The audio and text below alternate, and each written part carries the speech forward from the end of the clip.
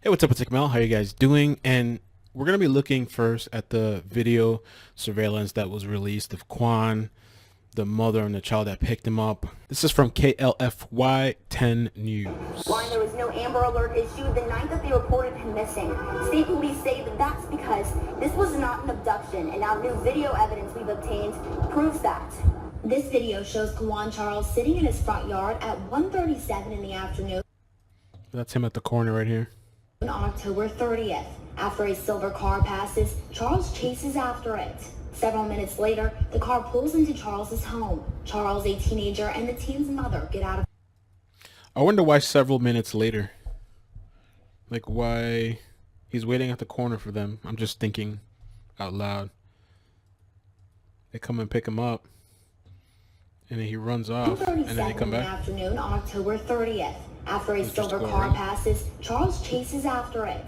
Several minutes later, the car pulls into Charles's home. Charles, a teenager, and the teen's mother get out of the car and head to the backyard to play with Charles's dog.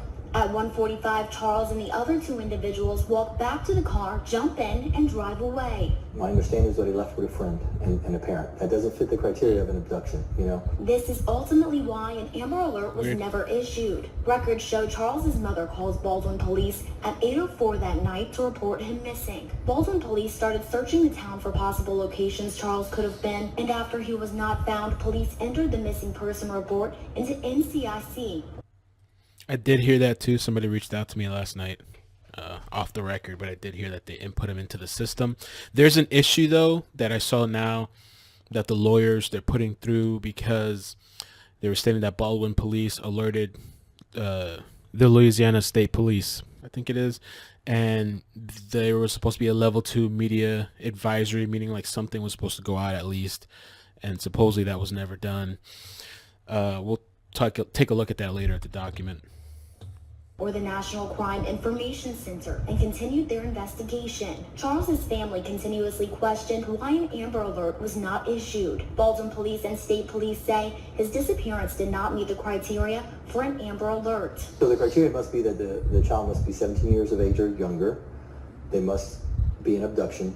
They have to, again, the circumstances surrounding the case have to point to serious bodily injury or death. Because Charles got into the family's car voluntarily, police say he was not abducted. It nowhere near met the criteria for that. Police say only if Charles had been taken against his will could they have issued an Amber Alert. Reporting in Baldwin. I mean, he definitely knew the people he was going with. I mean, and even in some of the reports we were talking about last night, and even some of the other ones I looked at today, seems like they knew each other. I don't know if the parents knew of them or not, but, you know, Quawan obviously knew him. Brett LaFaso, KLFY News 10. Quawan Bobby Charles does not contradict the autopsy of the Iberia Parish coroner. Both found no evidence of injuries that would have led to his death, while one lists drowning as a... And we're going to get to that in a little bit in the video. Cause. News 10's Neil Zarang examined both autopsies, and he explains now why we don't have the full picture just yet. Neil. That's right, Darla. Both autopsies released preliminary reports because we're still waiting for toxicology results and a microscopic tissue study. While the Paris autopsy listed likely drowning as the cause of death, the independent hasn't gone that far, leaving that space pending. According to the American Forensics Institute, autopsy performed at the family's request, the Iberia Parish coroner's exam was thorough, and it states those exam findings are consistent with the drowning. And we're going to take a look at the actual report from them, from the independent. And the independent autopsy found no evidence of trauma or natural disease. The Iberia Parish preliminary autopsy released Friday. So we were talking about last night, according to the reports, that they're, well, the technological term we were using was, well, I can't even remember now. I think it was pre-mortem injury or something like that. That's what they were stating, that there was no injuries that would have caused the death, I guess, pre-death trauma. It was performed 9 days prior and released more details. It said evidence of drowning includes muddy water found in the airways and sinuses and hyperinflated lungs. It also attributed the damage to his face to aquatic animals and cuts made during the autopsy process. Niels Rang for KLFY News 10. It's interesting. We still need to see the footage, though, that they've been talking about, that I've seen in multiple articles, where they said he was by himself. Because right now this shows he was with those people. I guess they're addressing the whole Amber Alert situation. So I have the documents right there behind you. The quality was horrible. I couldn't get anything better, and you can't. Right now, as the time of recording, 11 p.m., 11:16, can't find it anywhere. So that's the documents, but I do have the article here from KATC, which they state pretty much verbatim what's on the article. You can look at the article while I read you the news from KATC. So they state here that the Baldwin Police did notify the Louisiana State Police, and that Louisiana State Police didn't follow protocol by issuing a level 2 media advisory. According to them, the attorney stated that through their own independent investigation, they have learned that the Baldwin Police Department, based on its own assertions, did in fact notify the LSP, Louisiana State Police, of Quawan Bobby Charles' disappearance from Baldwin October 30th. According to the Baldwin Police Department, they were informed by state police that Quawan's disappearance did not meet the threshold to trigger an Amber Alert. So they state in the release, so what is the protocol for the scenario? And apparently they went onto the website. There's a Q&A area for the Amber Alerts.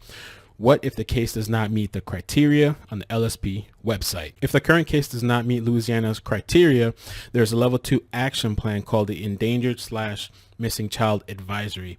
Louisiana State Police can take the available information from the requesting law enforcement agency and forward that information to all media statewide from the agency's current statewide media contact list. The requesting law enforcement agency and its telephone number will be listed as a contact for the public. A level 2 endangered advisory may be upgraded at a later time if the facts of the case warrant. The level 2 endangered child advisory does not utilize the emergency alert system and will not interrupt programming, meaning all that stuff that goes out to the telephones and the beeping and all that stuff. So the attorney stated that as far as they can tell from their investigation, that never happened. So the attorneys are doing what they're supposed to do, dig. Now, the other thing they mentioned here too was the questioning of why wasn't the cell phone pinged until 3 days later. The independent autopsy results, which is preliminary, important keywords, preliminary, coincides with what the counties or parish, whatever you want to call it over there in Louisiana, say. So here's the American Forensics preliminary results. Quawan Charles, authorization, Roxanne Nelson, which is the mother, date and time of death, 11/5/2020, 2052, which is 8:52 p.m. Date and time of examination, 11/13/2020 at 1300 hours, which is 1 p.m. Forensic pathologist. Now the preliminary report, which isn't much. Number 1, body undergoing decompositional changes. Number 2, body previously autopsied. A, exam appears thorough. 3, history of possible drowning. A, primary autopsy with exam findings consistent with drowning.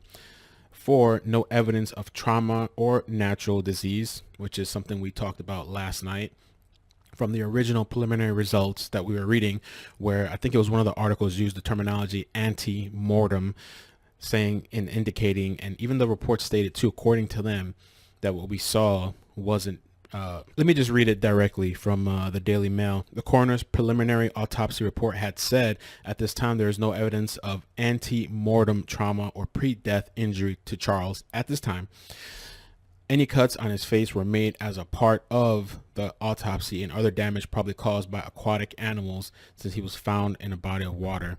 Now, we spoke a little bit about potentially what is out there, what could even be there, if we're gonna, because we're exploring all different angles. We're not just, you know, a horse with blinders on. Some people were talking about crawfish. I don't know, however you guys feel about that. Now, number 5, final report pending toxicology and histology and additional investigative information as it is available. Preliminary cause of death is still pending.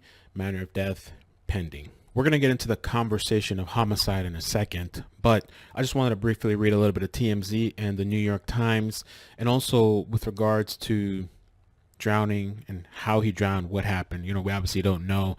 They say it was like 2 feet of water. So I think the obvious thing is that people don't obviously believe that he just couldn't swim, obviously 2 feet of water, but there's got to be some other external factor or other things we don't know. I mean, we heard the supposed alleged tip. Who knows if that's even true, claiming about what the other family was doing and what they were on.